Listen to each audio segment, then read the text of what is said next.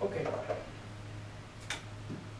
In today's class, we're going to talk about quantitative and qualitative research, qualitative, quantitative, and what the difference is between qualitative analysis and quantitative analysis is. Okay, what's the difference? Quantitative analysis is focused on the analysis of numbers. Okay, it's numbers driven, right? Okay, so let me put these up here first. Qualitative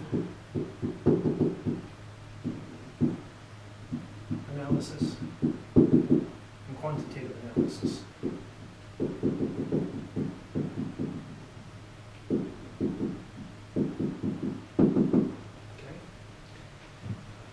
All right. We have qualitative analysis and we have quantitative analysis. It's sometimes better when we talk about these two to begin with quantitative analysis. Okay? So let's focus on that first. These are two different approaches to your research that you might want to employ. The quantitative analysis, as we said, focuses on numbers. It's numbers driven. Okay? What do I mean by that? Okay. Back in 1994, there was a book that came out called Qualitative Analysis. And in it, there was this sort of back and forth between two researchers, one a quantitative researcher and the other a qualitative researcher. The quantitative researcher, his name was Curlinger, he said, there is no such thing as qualitative data. Everything is either 1 or 0. What do we say when we talk about things in terms of 1 or 0? You know what the word is for that? Okay. Computers work on this principle, all right? Binary. Okay. All right, computer code, everything is either 1 or 0. It's on or it's off. Okay, so it's binary. That's what he's arguing. To counter that argument, all right, another researcher who was going back and forth with Curlinger, his name was Campbell. Campbell said all research ultimately has a qualitative grounding. Okay, and we'll get to it a little bit later, but what qualitative analysis is it looks for the whole picture of something. Okay, rather than relying solely on the data alone, it tries to account for as much of the background and as much of the context as possible. Okay. So let's take a look at quantitative analysis first. Okay. As we said, quantitative analysis is numbers driven. Okay, what do we mean by numbers driven? All right, Curlinger said it's binary. We look at things like statistics. Okay, statistical analysis. All right, there's a lot of mathematics on this side of things. All right, statistical analyses that you do in class, simple ones like counting up the number of occurrences of something. Okay. If you do a survey, for example, all right, when you're looking at the survey results, you're probably going to be working in the quantitative side of things. Okay.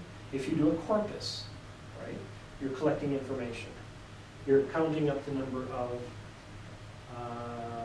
events or times that things happen. All right. Is that clear so far? Yeah. Okay. So we mentioned survey results. Okay. We mentioned things like working with a corpus. Okay. This will lend itself to this kind of research a little bit better. All right. The aim of quantitative research is to classify features. Okay, classify them, organize them into groups. Okay. Count them. Okay. And construct statistical models to explain what is observed. Okay. Sounds very scientific, right? Okay. So, let me show you for example. Okay. One of the exercises I used to give my students, my writing students, but one that is actually probably just as applicable here is I used to take a I used to have a bag of stamps. Okay, they were just you know, like a bag of stamps that you would buy at the stamp shop, coiner stamp shop, where people collect those things. And they basically just been cut off of envelopes and thrown into a bag, and they sell them for $1. Okay, and I would put the students into groups, and I give them a handful of stamps. Okay, the stamps were all mixed up, different countries, different everything. And I wouldn't give them much information. I would simply say, I want you to put the stamps into groups. Okay? What do you think happened?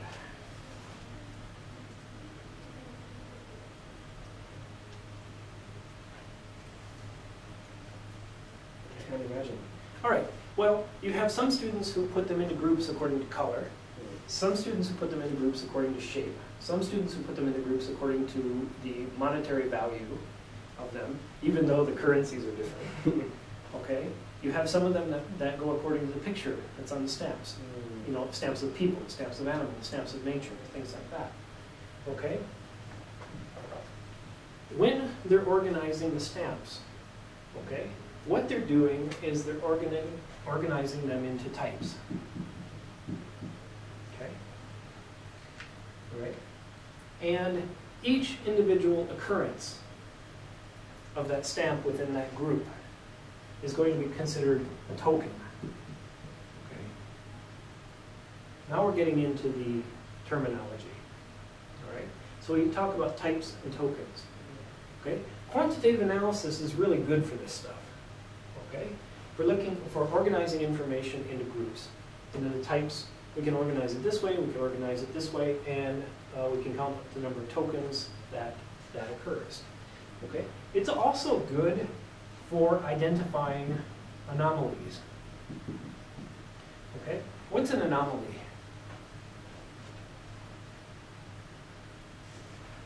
Okay? Something that is outside of the norm. Okay? It's outside of your pattern. So for example, forget the stamps for a minute, but if you're doing some kind of linguistic research, for example, or you're doing some kind of research and teaching or something like that, and what you find in the data is that your data all appears in a pattern somewhere in here. Okay? Yeah. All right, you've got a nice pattern there, but you've got one out here. Right? This one would be an anomaly. Okay? And there are a couple different approaches to what you can do with this. Some people just set it aside and it becomes, you know, not very important. Other people like to focus on this information here also and try to account for that within their theory. Okay? Does the theory support this piece of evidence out here, or is this extra? Okay? Something like that. So anomalies are something else that it works with. Okay? Let me get to some of the other points about this. Okay? I just mentioned to you types and tokens. Let me touch on that just a second. All right? When I was doing my doctoral research, I did a corpus. Okay? And my corpus, remember, was brand names, right? Okay? So I had the brand names that were perceived to be generic. There were 100 of those in the corpus. Okay? Each one of those 100 was an individual brand name that I was focusing on. Okay, which means I had 100 types. I had 2 examples of each that were used to represent the generic use of the brand name that were found by either other scholars or in other ways. So we had 200 examples. Okay, these are the 200 tokens. Okay, 100 types, 200 tokens.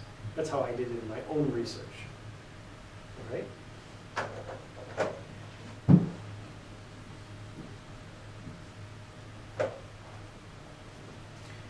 In quantitative research,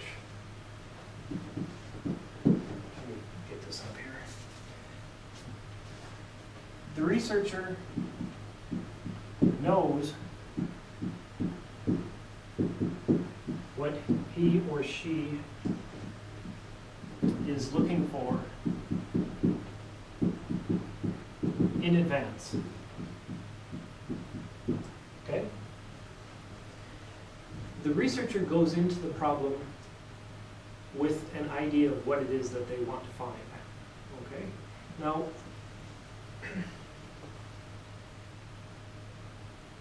if I conduct this piece of research, I expect to find this result. Okay, sort of the way it goes. The counter to this, as we'll see in qualitative analysis, the counter to this is to say, for example, I'm going to go into this community and I'm going to live with the community for 2 years, and I'm going to observe their behavior. I'm going to write an ethnography about that experience. You don't know what you're going to get. I mean, you might have a few ideas about things because you've probably read other people's research, but you're not exactly sure where that research is going to lead you. Okay?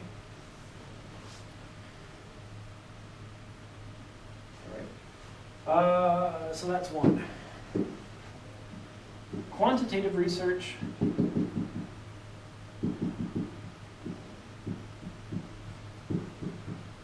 often works best in the later stages.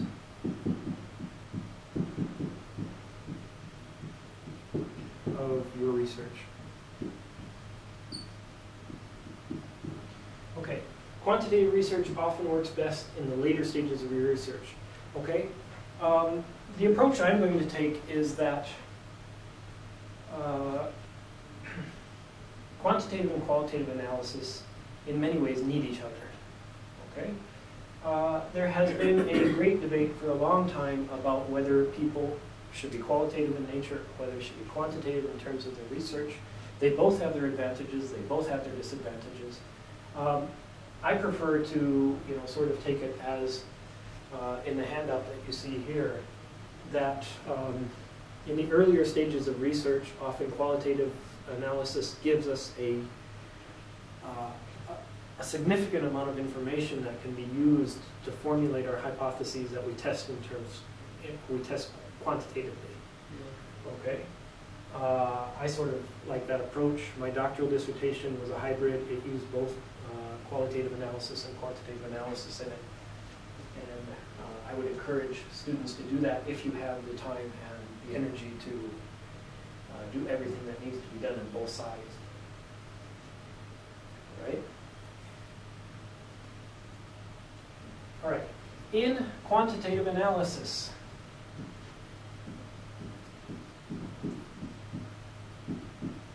the research plan is highly designed.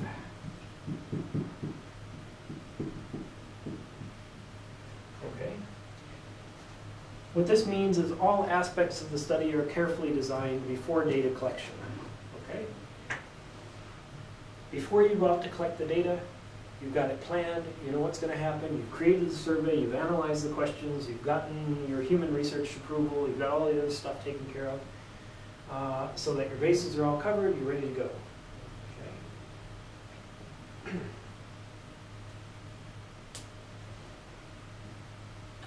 Okay.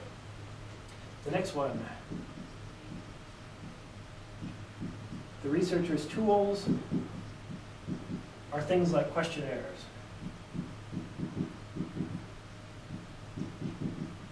Surveys,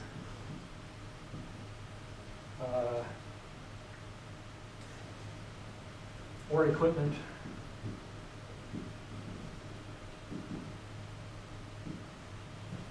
That collects numerical data.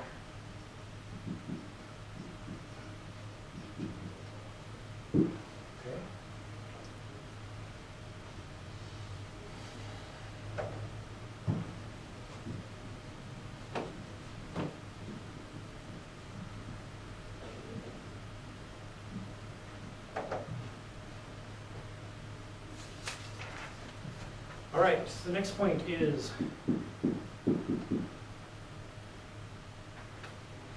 the data is in the form of numbers and statistics.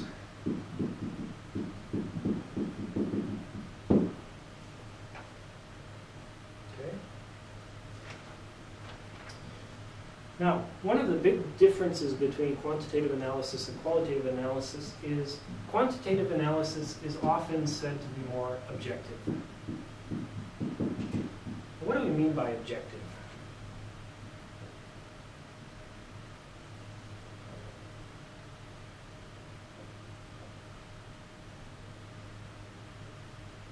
Okay, objective, the opposite of objective is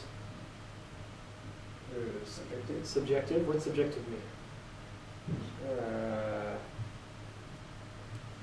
Like based on your view. Okay, yeah.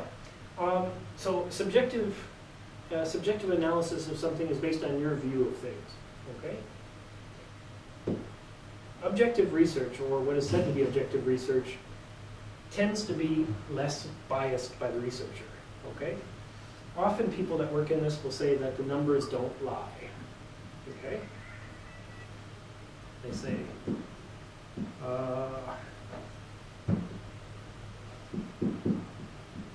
the answer is in the numbers.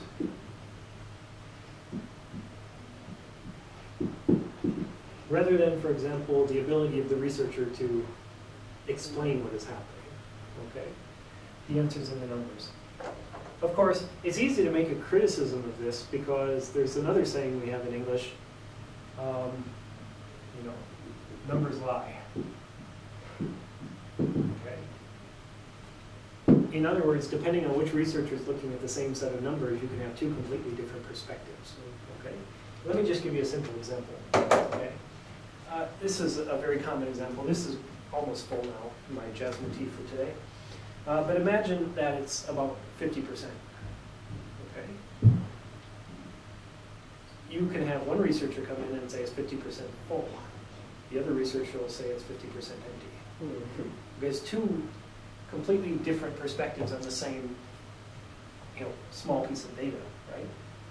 So the numbers do lie, numbers can be manipulated. We see this in politics all the time, okay? Watch how the Democrats take a number, watch how the Republicans take a number in America. They'll completely interpret it differently, okay? To their own political ends, of course. All right, but quantitative research is said to be more objective. It's also said to be more empirical. What does this mean? Okay. All right. It means if another researcher comes along and does the exact same experiment, the exact same way, the result should be the same. Okay? In that sense, it's empirical.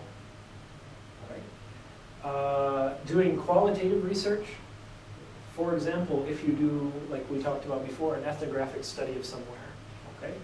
Let's say someone comes and does an ethnographic study of a community in Hokkaido, and another researcher comes along 5 years later and does a similar study either in the same town and something's happened or in a different town, you probably are not going to get the same interpretation of the information, right?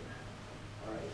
So it's a little harder to be, deal with the empirical side of things.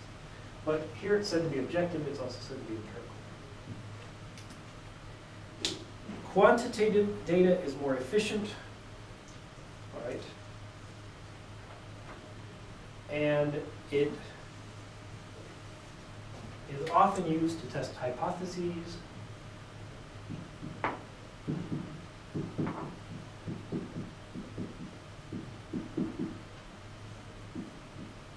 You know what a hypothesis is, right? An educated guess about something. But it may miss contextual details. So the problem is a problem of context.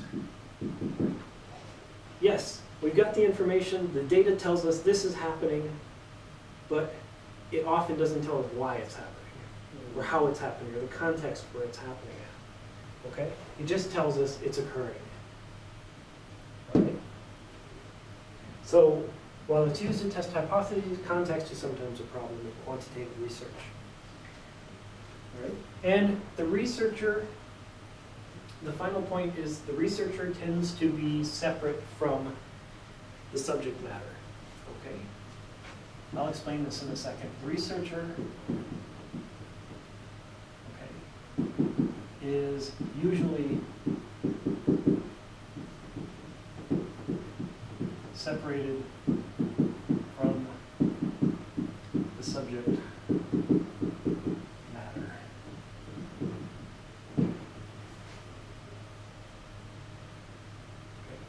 Now that may be a little bit confusing because I've only covered the quantitative side. But in the qualitative side, it becomes very important when we talk about things like the role of the researcher in the experiment. Things like what's called the observer's paradox, okay, which I'll talk about a little bit. Okay? So how are we looking so far? Following? Okay, good. Now, let me erase this, and we'll go to the other side real quick.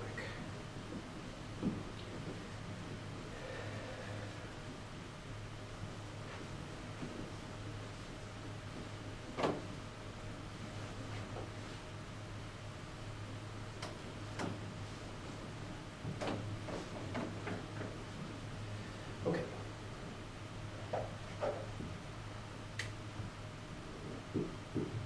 Oops.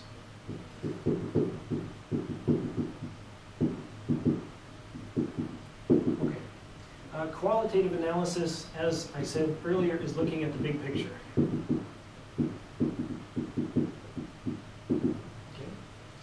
Okay. It looks for who, what, where, when, why, how. It tries to account for the entire scenario of the event or whatever it is that you choose as your topic of inquiry.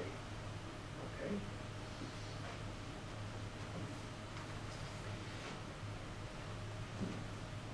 The goal of qualitative research is the big picture, a complete detailed description. Goes for a complete detailed description. So, when you're, for example, walking through Kinokuniya downstairs, and you're in the section about culture and things, you'll find a lot of explanations, ethnographies of different either linguistic communities or remote communities and places where people normally don't go, and you'll find these complete detailed descriptions of them. Okay? You can see this is very different from the quantitative analysis, right? Quantitative analysis is focused on the numbers. This is focused on telling the story, okay, of these things, and explaining in great detail how and why and what and where and when. Okay? Now, where quantitative researchers know exactly what they're looking for in advance, the quantitative researchers do. The qualitative researcher may not know exactly what they're looking for. Okay? They may have a general idea what might happen, but they don't know for sure until they actually spend time working on it. Okay?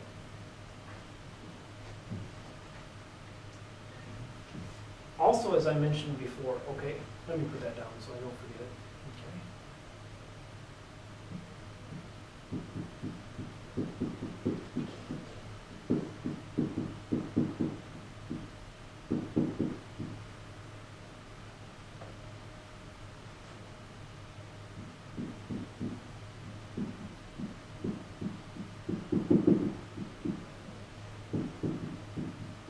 Okay, they may only roughly know the research question or focus of the research. Okay. It's recommended for earlier stages, earlier research, preliminary research. Although it doesn't have to be preliminary, it can be the research itself. Okay. There have been many famous ones over the years.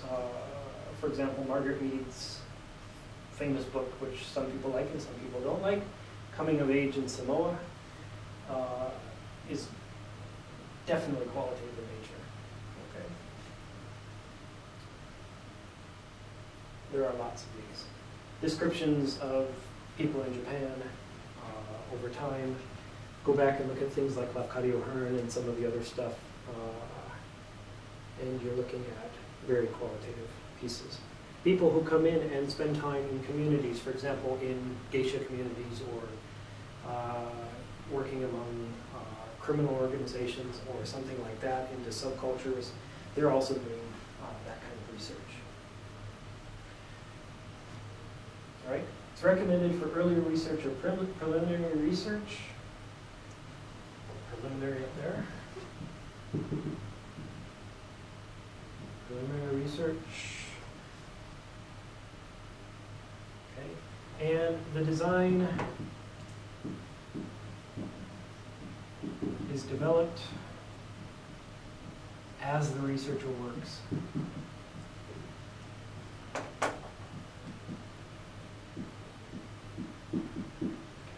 The design is developed as the researcher works. So the project takes shape as the researcher is actually involved in it.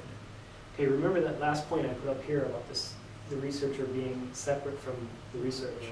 This takes the researcher into the research. Okay, they become part of the research.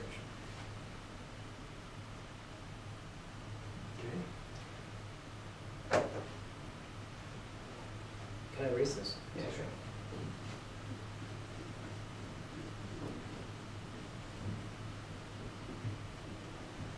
Okay, in quantitative analysis, in quantitative research, we use things like surveys and questionnaires, and we create a corpus, we do all that kind of stuff. We use machines that collect data. Okay? In qualitative research, the tool is the researcher. Okay? So instead of, the researcher facilitating it through the use of a survey or something, the researcher is actually taking part observing and writing down as much information as they can process. The data may be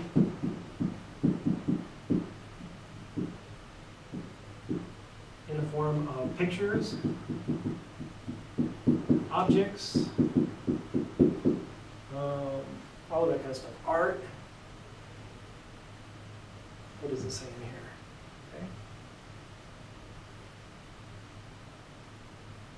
Objects, words, pictures, art. Okay. This is the subject focus. All right, if you look at this, words, linguistics, okay, objects, archaeology, okay, pictures, you've got art in here, history in here, all kinds of things. Okay, you can see the fields that tend to use qualitative analysis a lot. Anthropology is a big one. Okay, archaeology, linguistics. Although linguistics also has a very, very quantitative side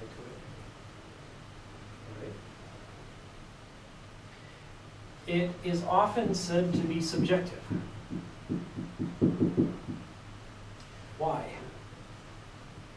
Because the research is involved. Because the research is involved. The researcher is the tool.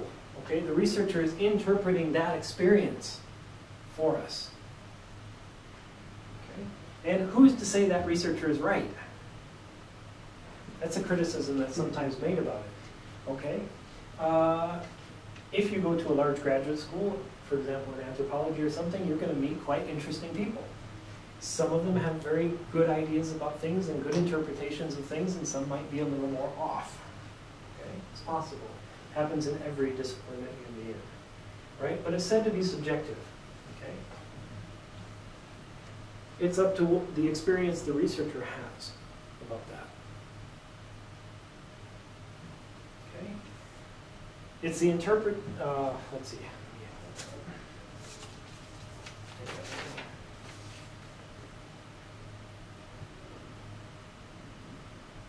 The interpretation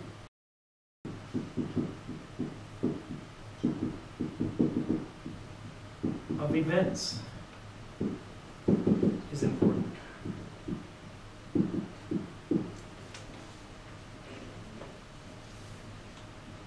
We do things like participant observation.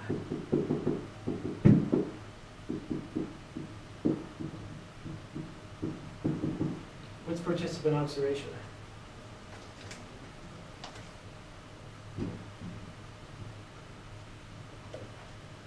break it apart, think about the individual words.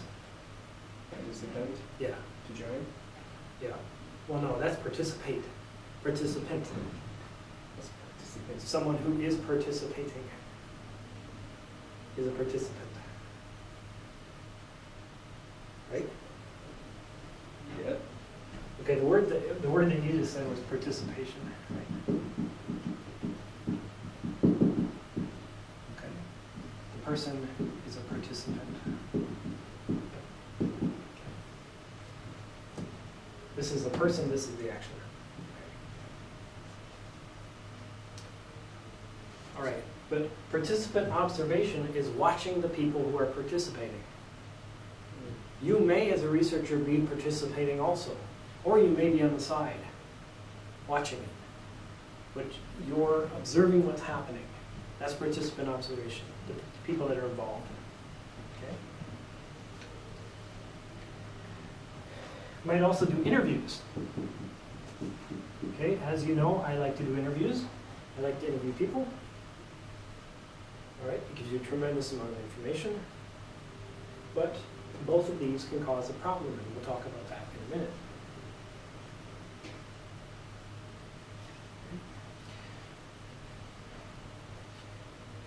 I need to erase some of this.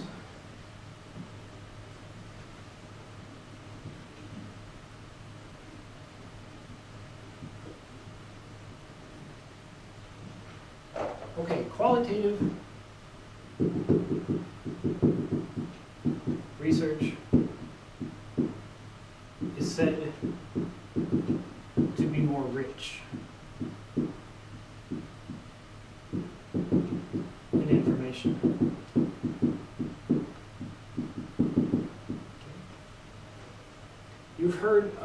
Perhaps you've heard of something in the news called data mining. Have you heard of that? I don't know. Okay, there are companies that specialize in collecting data, collecting information about consumers especially. Collecting that information, mining that information for valuable statistics that can be used by companies to market their products to other people or to sell more or to increase sales or any of that. Okay? That's data mining. All right? That's the quantitative side of things. But it's said that qualitative research tends to be more rich because we get that big picture. Okay? We get all of the information, not just the information that we can mine from the numbers. Okay?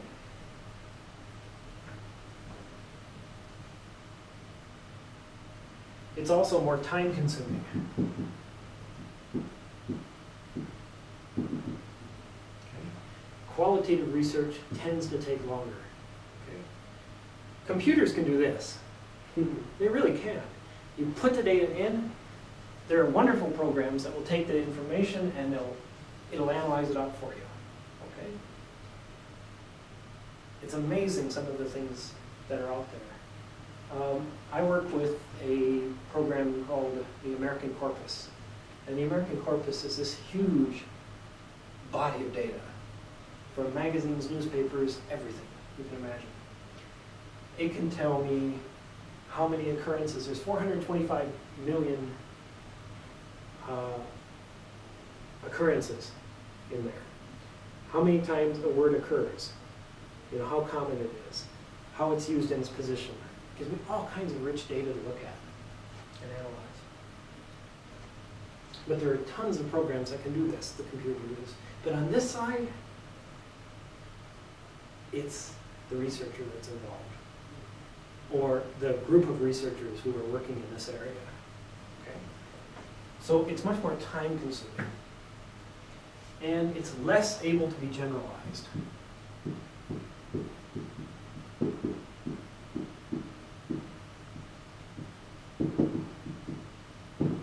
It's less able to be generalized. It's harder to generalize stuff.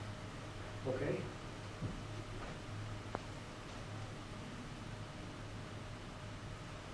And finally, and this is very important, the researcher tends to become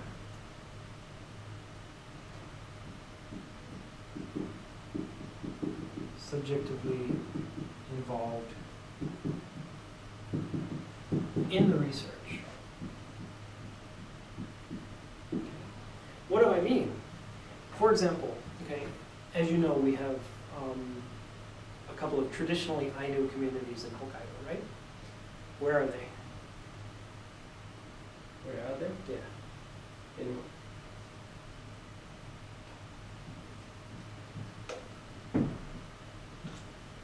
particular name of the city? Yeah. Ooh, I don't know. Yeah, there's one over at Akan, okay, and there is the Ainu village, which is mostly for historical purposes and for people to experience Ainu culture is at Shiroi. Okay? So those are there. Let's say, for example, you have a researcher who's going to go to Shiroi. Okay, they're going to participate in life in Shiroi or life in Akan with the Ainu community. Okay? They're probably not Ainu. They may be, but they're probably not Ainu. Right? They might be Japanese, they might be American like me, or they might be somebody else. When they go to that community, they're not part of that community, but they're going to be putting themselves into that community. Right? So after a while, they get to know everybody, right? They get to know the people, they become part of the community, and they tend to be subjectively immersed into that situation, okay? Whereas researchers over here who are doing data mining, they have no connection to that data, usually. They're just objectively looking at the data. Now, why might this be a problem?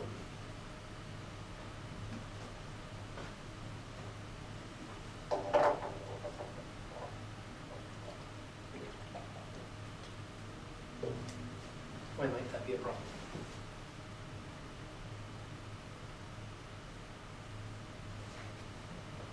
Okay. It's a bit of a difficult question. Can I erase this? Yeah, sure.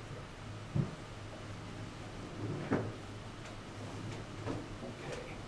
I'll leave that last sentence. Researcher tends to become subjectively involved or subjectively immersed in the research. Okay. Brings up something called the observer's paradox. You ever heard of the observer's paradox? Yes. What's the observer's paradox? I just kind of can't explain. Okay. All right. Well, obviously, you've got observer here. That means the person involved, which in this case is the researcher. Okay. What the observer's paradox focuses on is this problem.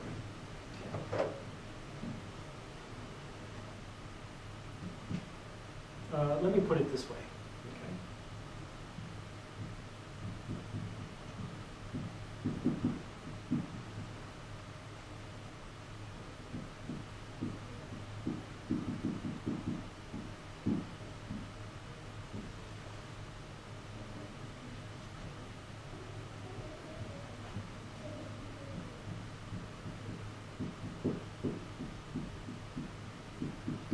Okay, I need to go into community A to conduct the research. Okay.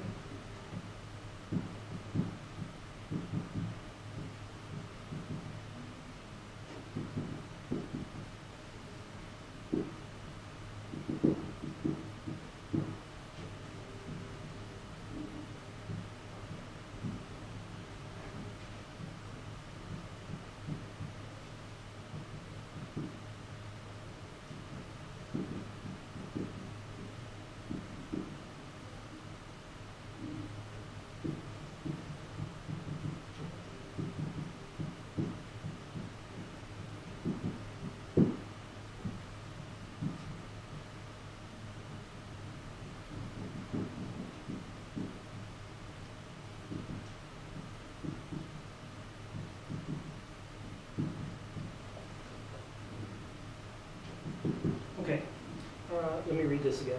I need to go into community A to conduct the research. But by going into community A, how can I be sure I'm not influencing or altering their behavior? The behavior of community A by simply being present there. Okay? Does my being in that community alter their behavior? In other words, alter the research findings. Okay, what evidence we have. All right? But if I don't go, I can't get the information. You see the problem? Okay. You're damned if you do, you're damned if you don't. Right? I need to go there to collect the research. But if I go there, I might alter their behavior. My presence there changes things. It changes the dynamic of that community, right? Think about Japan, okay? I love Japan, but I'm not from Japan. I stand out. Even after 15 years here, I still stand out, right? Same problem here, okay? My being in a certain community changes things. When I go to a meeting here for the first time and I join a group, they're surprised to see me. They're not expecting to see me walk in the room, right? Their behavior changes slightly. All right? But if I don't go, I can't get the information. This is the observer's paradox. Okay? Now, there are ways of dealing with the observer's paradox. There are ways around it. But it depends on the nature of your research. Okay? Can I erase this again? Yes. You understand the observer's paradox, right? Okay? You need to go there to collect the data, but by going there, you might influence what's happening. But if you don't go, you can't collect the data. Okay? How can you be sure you're not altering their behavior? Okay. Let me explain to you how I did it. Okay? I like to think about this problem a lot. Okay? Fortunately, technology sometimes gives us an advantage that we didn't have, you know, for earlier, for example, anthropological studies and stuff at the early in the early 1900s, for example. Okay? When a lot of anthropological research and ethnography and things were done. So, when I was a doctoral student, I took a course in multilingualism. Multilingualism, a graduate course.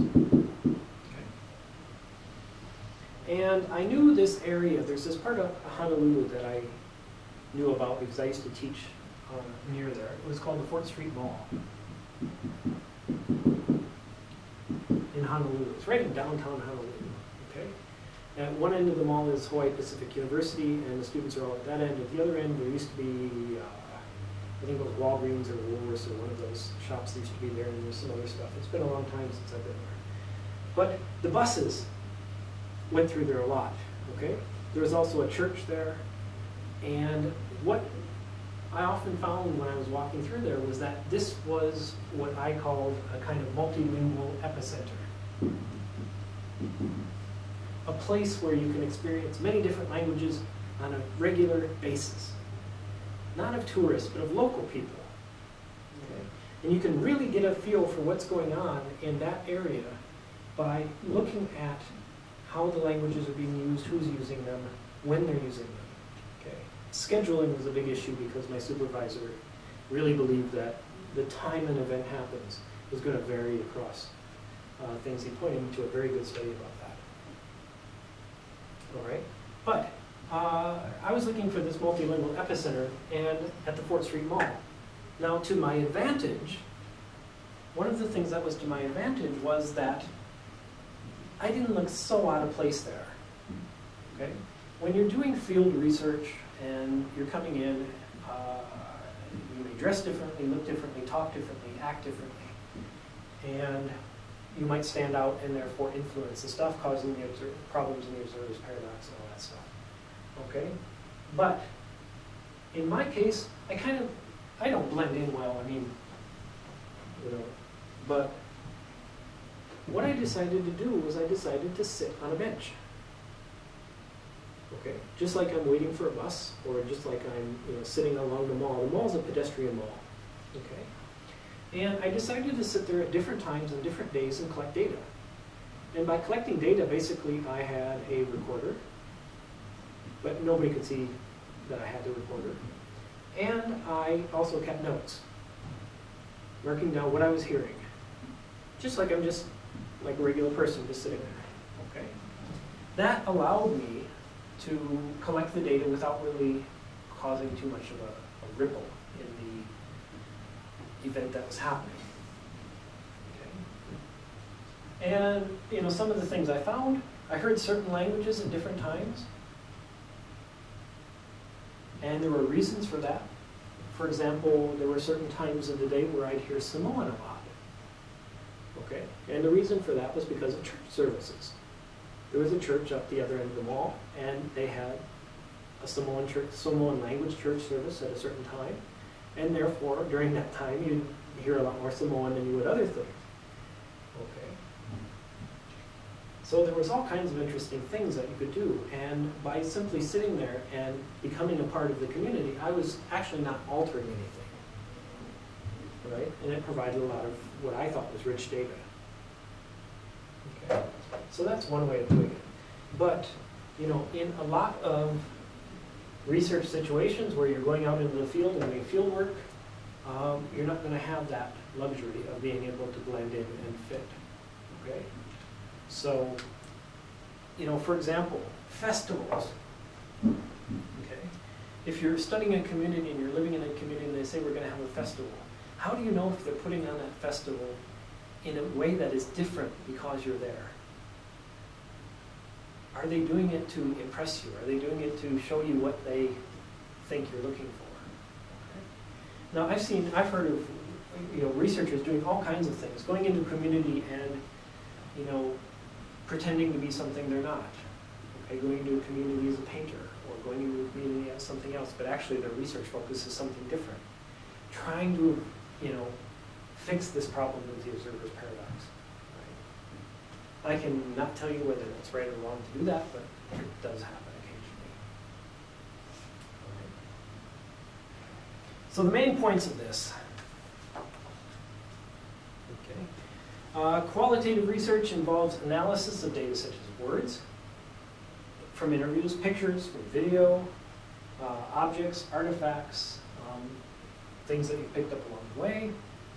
Quantitative research is analysis of numerical data, statistics, things like survey results, marketing corpus studies, things like that. There has traditionally been a kind of paradigm war. Okay, we talk about the qualitative paradigm and the quantitative paradigm. There's been this kind of war where people were either on one side or the other. But now there's a lot more research where people are employing parts of both, okay, to create sort of a hybrid model of things. Okay, and that's what I did in my doctoral dissertation as well. Right? I had the corpus, but the corpus made up a small part of, the experiment and the analysis of the results, but there was the whole front end of my dissertation was the explanation leading into that, and everything that followed it was explaining why things were happening, accounting for them. Okay? To try to get the richest, fullest picture we could, or I could, of that. Okay. And focusing on qualitative versus quantitative, well, it's useful here because it's good for teaching the differences between quantitative and qualitative. It's best when you can integrate them and do some kind of mixed method or hybrid, like I said. Okay. So that's what I wanted to say about qualitative research and quantitative research. Any questions? Yeah. Okay. So basically what I want you to know about the two, let me just touch on that real quick, is that the kind of research that you want to do is going to tell you whether you need to look at the qualitative approaches to things or the quantitative approaches to things. Okay? Also, very often what happens with graduate students is that their supervisor pushes them in one direction or the other. Okay, saying your research question really lends itself to statistical analysis of that information. So you should really focus on that. You can always make the argument to say, yes, I want to include, you know, a rich description of it as well. So can I use some of the qualitative methodology? And that would sort of serve both purposes. But that's qualitative and quantitative analysis in a nutshell. I tend to be a qualitative researcher. Okay, I tend to be much more interested in understanding as much information about something as I can. I'm not terribly numbers driven, although I do use it when it's necessary. Okay. But it's kind of interesting to look at the contrast between the two. Okay, so that's it. When we come back next time, we will probably be talking about surveying. Okay.